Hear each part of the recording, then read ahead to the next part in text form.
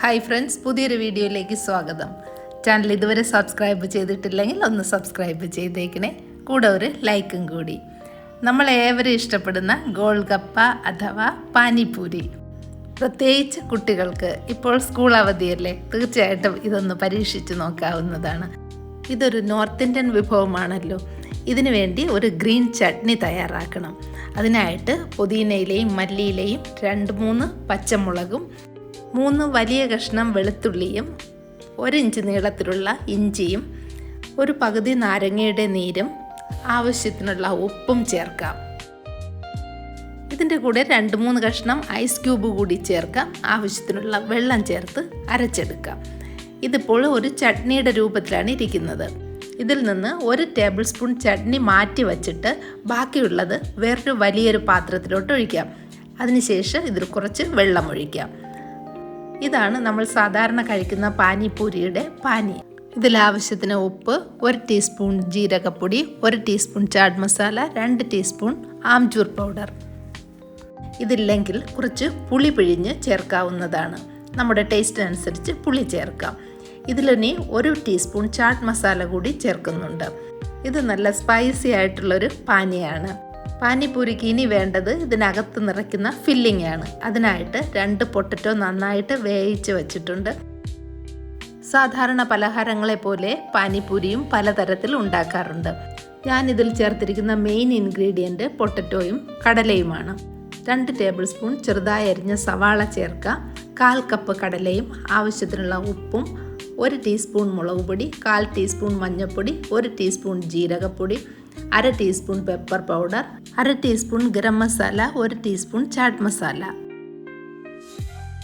നമ്മൾ നേരത്തെ അരച്ച ചട്നിയിൽ നിന്ന് 1 ടേബിൾ സ്പൂൺ ചട്നി കൂടി ചേർത്ത് നന്നായിട്ടൊന്ന് മിക്സ് ചെയ്ത് വയ്ക്കാം. ഈ വേവിച്ച കടലയ്ക്ക് പകരം ഗ്രീൻ പീസ് ചേർക്കാവുന്നതാണ്. കടലയൊക്കെ ഒന്ന് ഉടച്ചു കൊടുത്താൽ നല്ല ടേസ്റ്റ് ആയിരിക്കും. ഇതിപ്പോൾ നല്ലതുപോലെ മിക്സ് ചെയ്തിട്ടുണ്ട്. ഇനി ഇതിൽ ചേർക്കേണ്ടത് മല്ലിയില. കുറച്ച് കൂടുതൽ മല്ലിയില ചേർക്കാവുന്നതാണ്. ഒരു പകുതി നാരങ്ങ നീര് ചേർക്കാം. ഇനി ഇത് ഒന്നുകൂടി ഒന്ന് മിക്സ് ചെയ്തെടുക്കാം. ഇത് നല്ല എരിവും പുളിയും ഉപ്പും ഒക്കെയുള്ള നല്ലൊരു പൊട്ടറ്റോ മസാലയാണ്. ഇതുകൊണ്ട് നമുക്ക് സമോസയോ കച്ചോറിയോ ബ്രെഡിൻ്റെ ഉള്ളിലോ ഒക്കെ വച്ച് കഴിക്കാൻ നല്ല ടേസ്റ്റ് ആയിരിക്കും. ഇനി നമുക്ക് പാനിപൂരിയുടെ പൂരി ഉണ്ടാക്കണ്ടേ? അത് ഞാൻ റെഡിമെയ്ഡാണ് എടുത്തിട്ടുള്ളത്. ഇതിനു മുമ്പ് ഞാനൊരു പാനിപൂരിയുടെ റെസിപ്പി ഇട്ടിരുന്നു. അതിൽ ഞാൻ പൂരി ഉണ്ടാക്കിയതായിരുന്നു. ഇപ്പോൾ അത്രയും കഷ്ടപ്പെടണമെന്നില്ല. നല്ല പാക്കറ്റ് പാനിപൂരി തന്നെ കിട്ടും. ഇതൊന്ന് ഫ്രൈ ചെയ്തെടുത്താൽ വളരെ ടേസ്റ്റിയും ക്രിസ്പിയുമായിട്ടുള്ള പാനിപൂരി റെഡി. ഇപ്പോൾ നോക്കിക്കേ, എത്ര പെട്ടെന്നാണ് ഇത് ഇങ്ങനെ കുമ്പള പോലെ പൊന്തി വന്നതെന്ന്.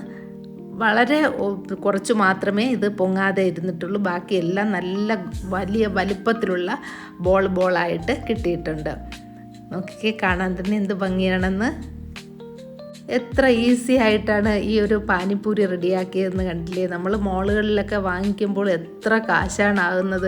കുട്ടികളെയൊക്കെ കൊണ്ടുപോകുമ്പോൾ നല്ല കാശാകും ഇത്തരം സ്ട്രീറ്റ് ഫുഡുകൾ വാങ്ങി കഴിക്കാനായിട്ട്.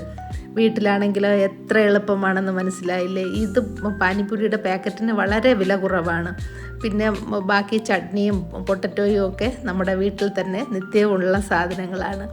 അപ്പോൾ ഒട്ടും തന്നെ താമസിക്കേണ്ട, നിങ്ങൾ ഇതുണ്ടാക്കി മക്കൾക്ക് കൊടുക്കാൻ നോക്കണം. ഇപ്പോൾ വെക്കേഷനല്ലേ, കുട്ടികൾക്ക് എന്തെങ്കിലുമൊക്കെ കഴിക്കാൻ വേണ്ടേ വൈകിട്ടൊക്കെ ആകുമ്പോൾ. അതുപോലെ ഇതിൽ പൊങ്ങാതെ കിടക്കുന്ന ചില ക്രിസ്പി ആയിട്ടുള്ള പപ്പടം പോലത്തെ സാധനമുണ്ട്. അത് നമുക്ക് പൊടിച്ച് ഈ പൊട്ടറ്റോയിൽ കൂടെ ചേർത്താൽ നല്ല ടേസ്റ്റ് ആയിരിക്കും. ഈ പാനിയോടൊപ്പം തന്നെ കുറച്ച് ബൂന്തി ഒക്കെ ഉണ്ടെങ്കിൽ ഇടാവുന്നതാണ്.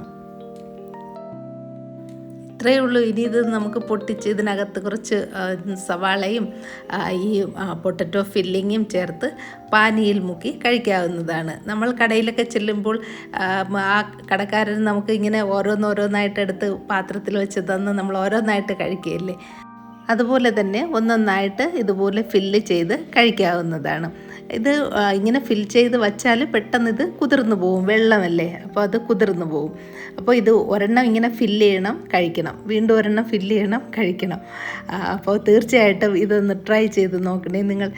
വളരെ ഈസിയാണ്. ഏത് സൂപ്പർ മാർക്കറ്റുകളിലും ഇപ്പോൾ ഇതുപോലുള്ള പാനിപ്പൂരിയുടെ പാക്കറ്റ് റെഡിമെയ്ഡായിട്ട് കിട്ടുന്നുണ്ട്. അപ്പോൾ ട്രൈ ചെയ്ത് നോക്കുക. വീഡിയോ ഇഷ്ടമായെന്ന് വിചാരിക്കുന്നു. ഇഷ്ടമായെങ്കിൽ ലൈക്ക് ചെയ്യുക, ഷെയർ ചെയ്യുക, കമൻറ്റ് ചെയ്യുക.